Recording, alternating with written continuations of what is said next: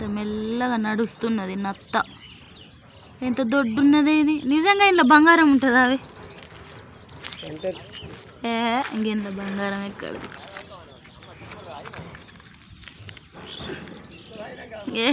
ఎట్లున్నది కదా అదే ముట్టకు